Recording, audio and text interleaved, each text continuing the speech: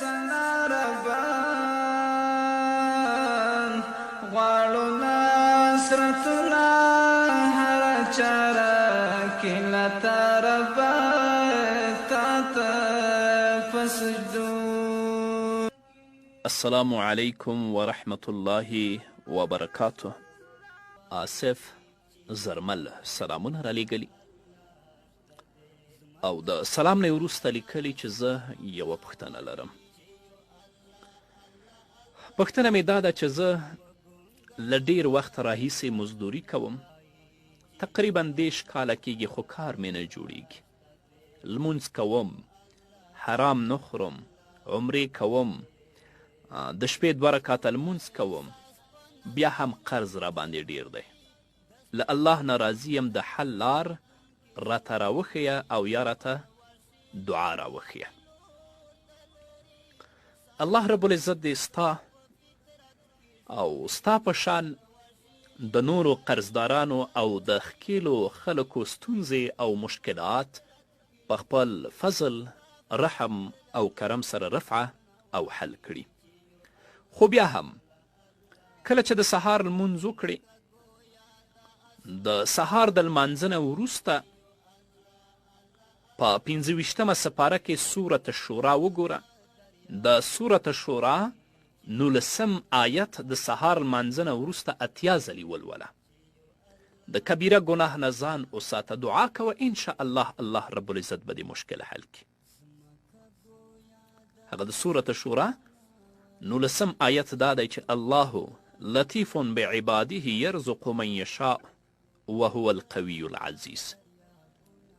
الله تعالی پر خپلو بندگانو ډیر مهربان دی. چاته چې خوښه وي روزي ورکوي او هغه ډیر زورور او برلاسی دی. 25مه سپاره سورة الشورا 19 آیت د سهار مانځه نه وروسته 80 ځلې لوله، انشاءالله الله به دې مشکل حل کړي. هر څوک چې داسې ستونزې لري دا وظیفه دې وکړي او تکرار دې کړي، انشاءالله الله به ستونزې ورته حل کړي.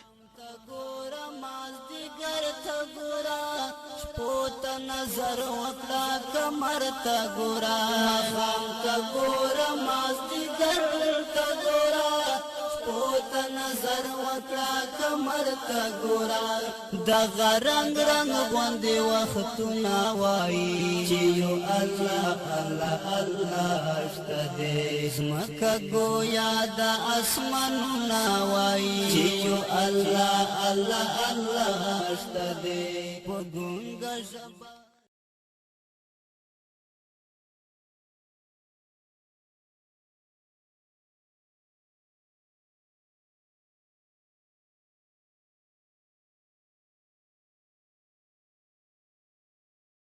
یو لک څلېرې زره ما پیغمبران لېږلي، په مخ د ځمکې در سره و عالمان ښکلي. هر یو عالم دلته قصه د دل زما کوله، ته لیونی وې تا هغو پورې خندا کوله.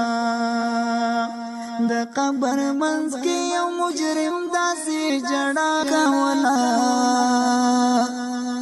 خدایا معافي راته اوس وکړې ما خطا کوله. د قبر منځ کې یو مجرم داسې جړا کوله، خدایا